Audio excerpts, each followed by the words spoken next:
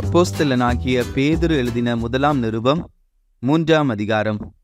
அந்தபடி மனைவிகளே, உங்கள் சொந்த புருஷர்களுக்கு கீழ்ப்படிந்திருங்கள். அப்பொழுது அவர்களில் யாராவது திருவசனத்திற்கு கீழ்ப்படியாதவர்களாயிருந்தால் பயபக்தியோடு கூடிய உங்கள் கற்புள்ள நடக்கையை அவர்கள் பார்த்து போதனையின்றி மனைவிகளின் நடக்கையினாலேயே ஆதாயப்படுத்திக் கொள்ளப்படுவார்கள்.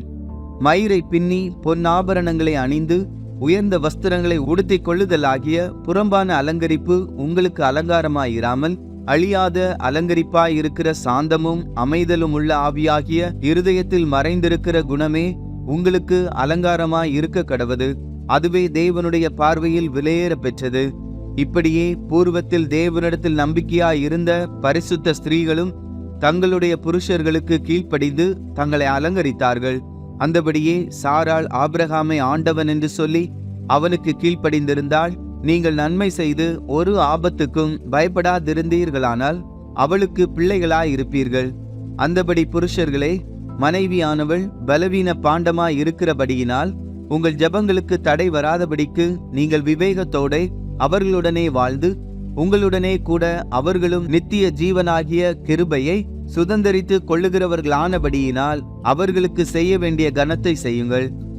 மேலும் நீங்கள் எல்லாரும் ஒருமனப்பட்டவர்களும் இரக்கமுள்ளவர்களும் சகோதர சிநேகமுள்ளவர்களும் மன உருக்கமுள்ளவர்களும் இணக்கமுள்ளவர்களுமாயிருந்து தீமைக்கு தீமையையும் உதாசனத்துக்கு உதாசனத்தையும் சரி கட்டாமல் அதற்கு பதிலாக நீங்கள் ஆசீர்வாதத்தை சுதந்தரித்துக் கொள்ளும்படி அழைக்கப்பட்டிருக்கிறவர்கள் என்று அறிந்து ஆசீர்வதியுங்கள். ஜீவனை விரும்பி நல்ல நாட்களை காண வேண்டும் என்றிருக்கிறவன் பொல்லாப்புக்கு தன் நாவையும் கபடத்துக்கு தன் உதடுகளையும் விலக்கி காத்து பொல்லாப்பை விட்டு நீங்கி நன்மை செய்து சமாதானத்தை தேடி அதை பின்தொடர கடவன். கர்த்தருடைய கண்கள் நீதிமான்கள் மேல் நோக்கமாயிருக்கிறது, அவருடைய செவிகள் அவர்கள் வேண்டுதலுக்கு கவனமாயிருக்கிறது. தீமை செய்கிறவர்களுக்கோ கர்த்தருடைய முகம் விரோதமாயிருக்கிறது. நீங்கள் நன்மையை பின்பற்றுகிறவர்கள் ஆனால் உங்களுக்கு தீமை செய்கிறவன் யார்? நீதியின் நிமித்தமாக நீங்கள் பாடுபட்டால் பாக்கியவான்களாயிருப்பீர்கள். அவர்களுடைய பயமுறுத்துதலுக்கு நீங்கள் பயப்படாமலும் கலங்காமலும் இருந்து கர்த்தராகிய தேவனை உங்கள் இருதயங்களில் பரிசுத்தம் பண்ணுங்கள். உங்களில் இருக்கிற நம்பிக்கையை குறித்து உங்களிடத்தில் விசாரித்து கேட்கிற யாவருக்கும் சாந்தத்தோடும் வணக்கத்தோடும் உத்தரவு சொல்ல எப்பொழுதும் ஆயத்தமாயிருங்கள்.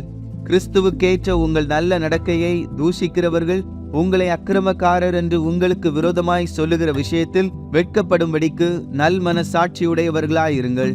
தீமை செய்து பாட அனுபவிப்பதிலும் தேவனுக்கு சித்தமானால் நன்மை செய்து பாட அனுபவிப்பதே மேன்மையாயிருக்கும். ஏனெனில் கிறிஸ்துவும் நம்மை தேவனிடத்தில் சேர்க்கும்படி அநீதி உள்ளவர்களுக்கு பதிலாக நீதியுள்ளவராய் பாவங்களின் நிமித்தம் ஒரு தரம் பாடுபட்டார். அவர் மாம்சத்திலே கொலையுண்டு ஆவியிலே உயிர்ப்பிக்கப்பட்டார். அந்த ஆவியிலே அவர் போய் காவலில் உள்ள ஆவிகளுக்கு பிரசங்கித்தார்.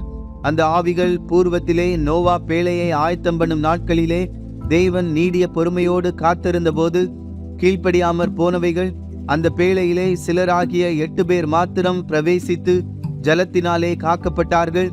அதற்கு ஒப்பனையான ஞானஸ்நானமானது மாம்ச அழுக்கை நீக்குதலாய் இராமல் தேவனை பற்றும் நல்மனசாட்சியின் உடன்படிக்கையாயிருந்து இப்பொழுது நம்மையும் கிறிஸ்தேசுவினுடைய உயிர்த்தெழுதலினால் இரட்சிக்கிறது.